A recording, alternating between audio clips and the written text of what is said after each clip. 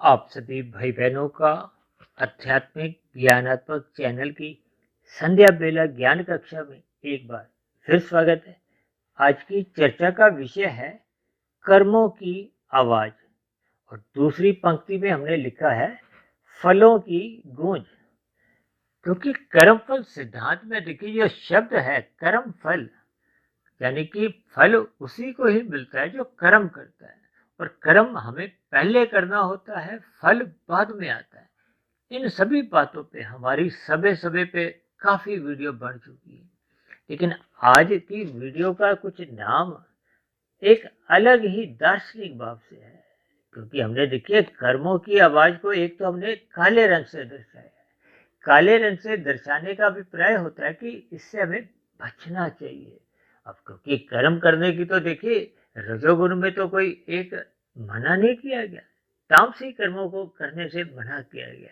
यानी कि शास्त्रों में देखिए धर्मानुसार कर्म करने की तो अनुमति दी गई है। हम और आप धर्मानुसार अपने क्रियाओं को, अपने कर्मों को हम कर सकते हैं, और निषेध कर्मों से हमें बचने का बार बार एक आगाह किया गया है, चेतावनी दी गई है कि पाप कर्मों से बचो, अन्यथा उनके देखिए दुख रूपी परिणाम को हो, एक प्रतिकूल परिस्थितियों के रूप में, एक दुखद स्थितियों से हमें फिर गुजरना होता है। इसलिए मैंने देखिए आज कर्मों की आवाज को देखिए एक तो काले रंग से दर्शाया है, जिसका एक दार्शनिक भाव भी है, और जिसका एक मुख्य जो उद्देश्य है आपको हमें पाप कर्मों से बचने से है। जैसे हम लाल बत्ती पे रुकते हैं, हरी बत्ती पे चलते हैं, यानी कि हमें अपने धर्म का पालन करना है। शास्त्रों में जो जो विधि विधान द्वारा विहित कर्म बताए गए, केवल उन्हीं कर्मों को ही हमें करना है। ठीक इसी तरह जहाँ जहाँ जिस राज्य में हम रहते हैं या जिस देश में हम रहते हैं, वहाँ के बने हुए कायदे कानूनों का, नियमों का, कानूनों का हमें पालन करना होता है। और जब जब हम कानूनों का पालन नहीं करते, जैसे हम यातायात के नियमों का जब पालन नहीं करते तो आपके हमारे चालान करते हैं, और जब कोई बड़े बड़े हम उल्लंघन कर जाते हैं तो आपको हमें जेल में भेज दिया जाता है, वहाँ फिर हमें उस अपराध का दंड भुगतना होता है।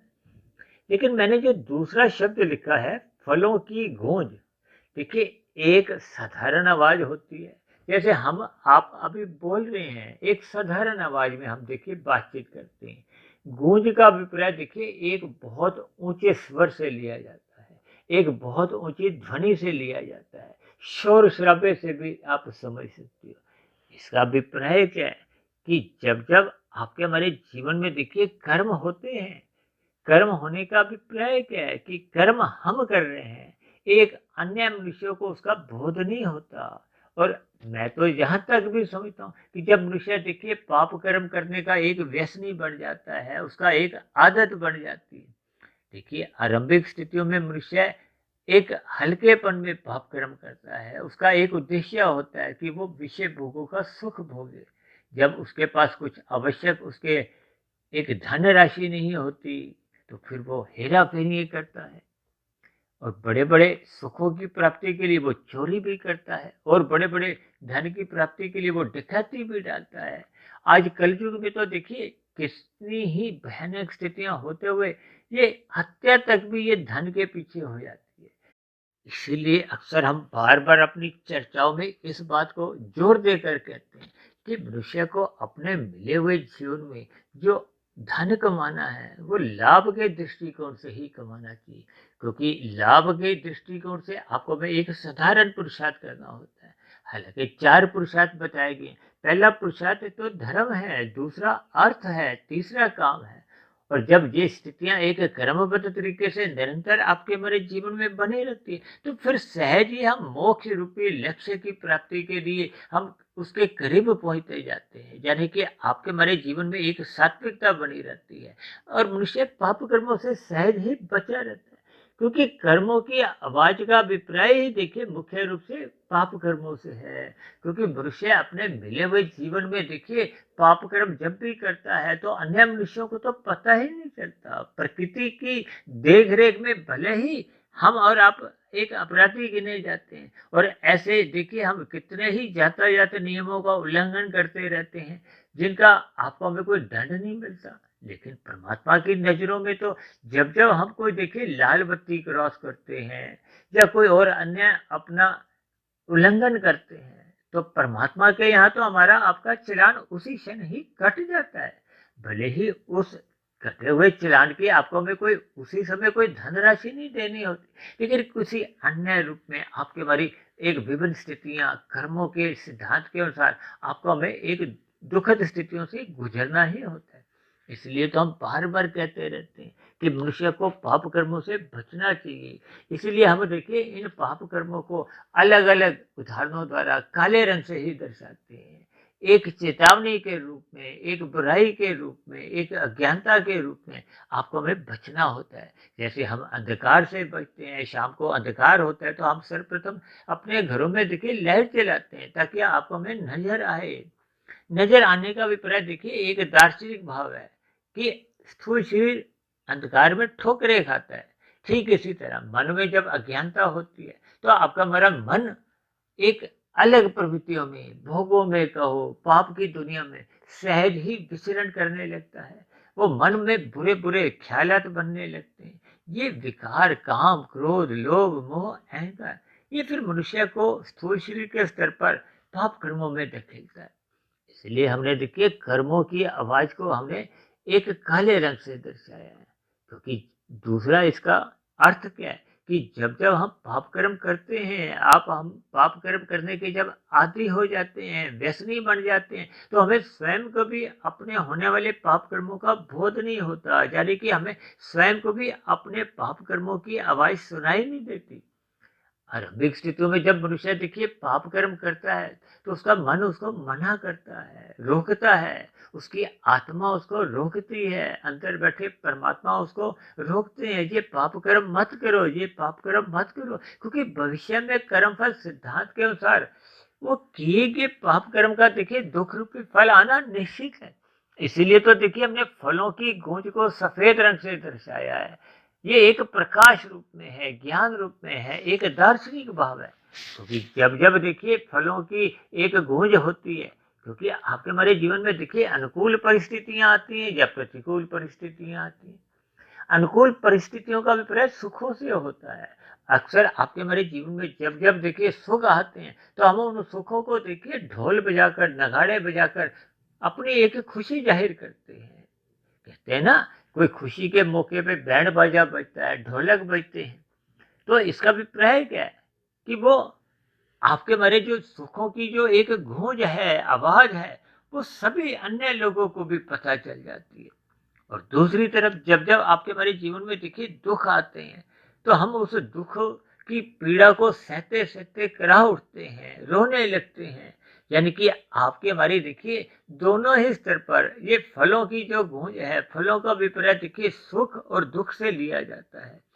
सुख को अनुकूल परिस्थितियों से लिया जाता है और दुख को प्रतिकूल परिस्थितियों से लिया जाता है। इनके भावार्थ यही है कि फलों की गूंज सभी को ही सुनाई देती है, पड़ोसियों को भी सुनाई देती है, रिश्तेदारों को भी सुनाई देती है, आपके हमारे मित्रों को भी सुनाई देती है। इनका अभिप्राय यही है कि मनुष्य को देखिए पुरुषार्थ करते समय पाप कर्मों से बचना चाहिए, धर्म की मर्यादा में रहना चाहिए।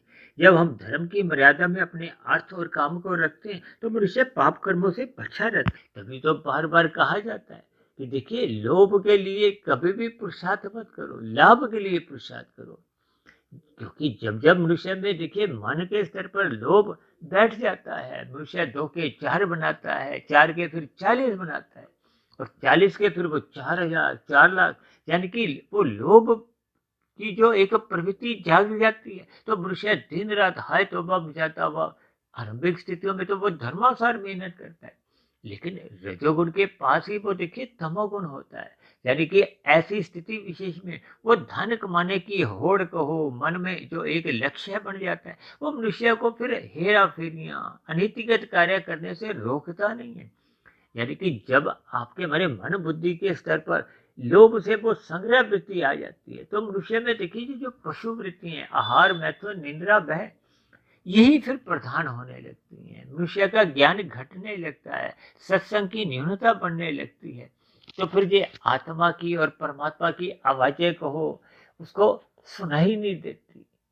सुनाई नहीं देने का अभिप्राय क्या है कि वो दिन रात तो कितने ही पाप कर्म करता रहता है, क्योंकि पाप कर्म होने उसके एक स्वभाव में आ जाते हैं, वो आदी हो जाता है, व्यसनी बन जाता है, जिसके फलस्वरूप उसका आध्यात्मिक कार्यों में कभी भी कोई रुचि नहीं होती। यानी ऐसे मनुष्यों के परमात्मा के प्रति, सत्संग के प्रति, एक अच्छी बातों के प्रति उसका रुझान नहीं रहता। इसीलिए तो ऐसा समझा जाता है कि जो तामसी मनुष्य होते हैं, पापी लोग, अपराधी लोग, वो सत्संग की बातें सुनते ही नहीं है। सत्संग की बातों को देखिए एक कान से भी अंदर जाने ही नहीं देते। अक्सर मैं बार बार कहता रहता हूँ ना कि राशि मनुष्य बेमन से सत्संग करता हुआ दिखाई तो कम से कम देता है, भले ही वो अपने आचरण में, व्यवहार में वो सुने गए सत्संग को पूर्ण रूप से अपने जीवन में, व्यवहार में लागू नहीं करता, लेकिन फिर भी सुनने का अभ्यास आंशिक भाव से ही, यानी कि मन उसका उखड़ा उखड़ा ही रहता है, क्योंकि भोग विषयों में तो राशि मनुष्य की रुचि बनी रहती है। लेकिन तामसिक मनुष्य तो देखिए भोग विषयों में तो उसकी रुचि बनी रहती है, मादक पदार्थों का भी सेवन करने से वो हिचकता नहीं है, मांसाहार भोजन करने से भी वो अपने आप को परहेज नहीं करता, लेकिन फिर भी वो सत्संग की बातों को पूर्ण रूप से ही नकार देता है। वो एक भी कान से सुनता नहीं है, यानी कि वो अनसुना करता रहता है। तब ऐसी स्थिति में उसके कारण शरीर में बुरे संस्कार बनते जाते हैं, क्योंकि जब जब मनुष्य देखिए पाप कर्म करने से रुकता नहीं है, थकता नहीं है और पाप कर्म करना अपना स्वभाव बना लेता है, तो उसकी दिनचर्या में कितने ही पाप कर्म होते रहते हैं। फिर ऐसे होने वाले पाप कर्मों का उसको बोध नहीं होता। इसका अभिप्राय क्या है कि उसको अपने होने वाले पाप कर्मों की आवाज स्वयं को भी सुनाई नहीं देती, क्योंकि सत्संग की न्यूनता होती है, अंतःकरण में अंधकार में स्थितियां होती हैं। ये सभी स्थितियों के आपको हमें भावार्थ समझने होंगे। इसका अभिप्राय यही है कि जब जब मनुष्य देखिए पाप कर्म करने का एक आदी बन जाता है, व्यसनी बन जाता है, तो उसके जीवन में कितने अधिक पाप कर्म होने लगते हैं, उसको इसका बोध नहीं रहता। तब ऐसी स्थिति विशेष में उसका कारण शरीर में बुरे कर्मों का कर्माशय कहो, पाप कर्मों का कर्माशय बहुत तेजी से बढ़ता है, बुरे बुरे संस्कार बनने लगते हैं। तब ऐसी स्थिति में जब उसके स्थूल शरीर की मृत्यु होती, तब ऐसी स्थिति विशेष में उसका मरने के बाद वो अधोगति की जो स्थितियां हैं, जो 80 लाख प्रकार की तामसी जोनियां हैं, उन्हीं जोनियों विशेष में मनुष्य को फिर प्रकृति द्वारा बाध्य कर दिया जाता है। अब जो मनुष्य मरने के बाद पेड़ पौधे जोनी में चले जाता है, तो फिर वहां से क्रमिक विकास होते होते फिर वो कीड़ा मकोड़ा बनता है, कीट पतंगा, पक्षी, पशु। फिर जब उसके पाप पुण्य कर्मों का कर्माशय घट घट के बराबर हो जाता है, भले ही लाखों करोड़ों अरबों खरबों कितने ही चाहे युग बीत जाए, चाहे उसके जन्म बीत जाए, यानी जब तक संचित कर्मों में पाप और पुण्य कर्मों की तुल्यता नहीं होती, तब तक मनुष्य योनि की प्राप्ति पुनः नहीं होती। अब यदि किसी के मरते समय 90% पाप कर्म थे, 10% पुण्य कर्म थे, तो वो जो 90 से घटते घटते जो 10% के पाप कर्म आएंगे, इसके लिए तो देखिए लाखों करोड़ों अरबों कितने जन्म लेने पड़े, उसका कोई एक निश्चित नहीं है। क्योंकि शास्त्रों में तो एक ही बात कही गई है कि पाप और पुण्य कर्मों की कम से कम तुल्यता होनी चाहिए, पुण्य कर्मों की अधिकता होनी चाहिए।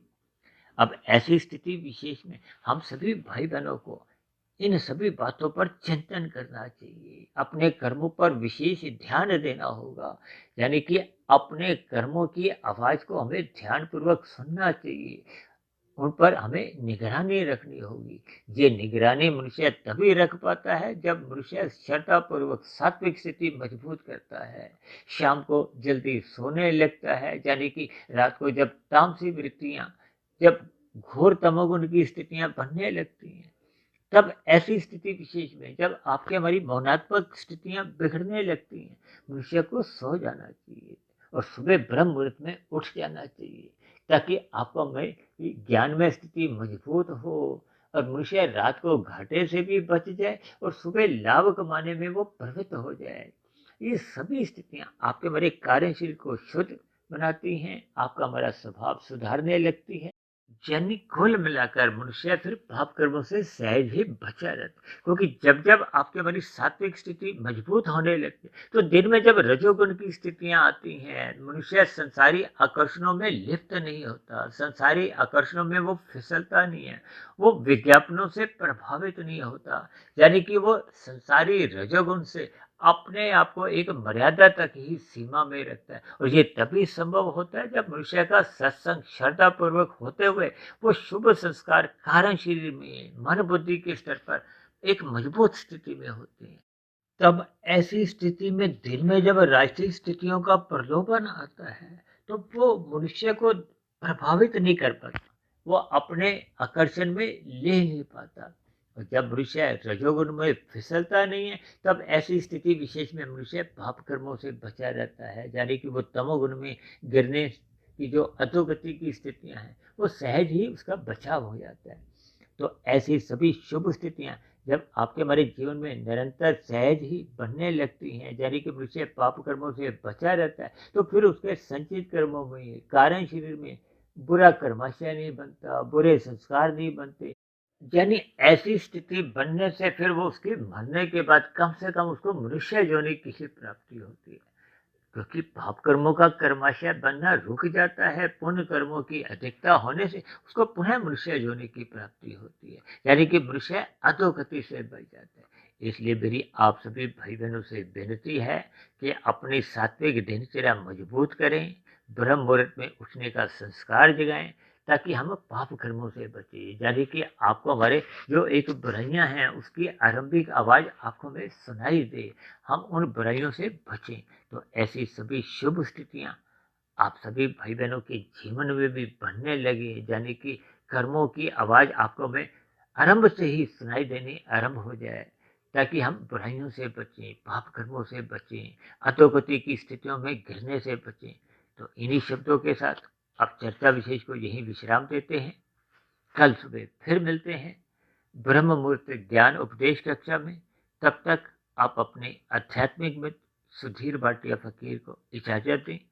आप सभी भाई बहनों को बहुत बहुत शुभ रात्रि, और सुबह ब्रह्म मुहूर्त में उठने के लिए मेरी ओर से बहुत बहुत शुभकामनाएं, ताकि होने वाले पाप कर्मों की आवाज़ आंखों में पहले ही सुनाई दे, हम उन अधोगति की स्थितियों से बचें, बुराइयों से बचें। इन्हीं शब्दों के साथ चर्चा विशेष को यहीं विश्राम देते हैं। चर्चा संबंधित आपके मन में कोई प्रश्न हो, कोई मेरी कही गई बातों पर आपको किसी प्रकार की कोई आपत्ति हो, मेरी कही गई बातें आपको आधी अधूरी लगती हो, तो आप नीचे दिए गए कमेंट्स बॉक्स पर जाकर अपना प्रश्न, अपना सुझाव या अपनी शिकायत भी लिख सकते हो। तो चर्चा विशेष को ध्यानपूर्वक सुनने के लिए आप सभी भाई बहनों का बहुत बहुत धन्यवाद।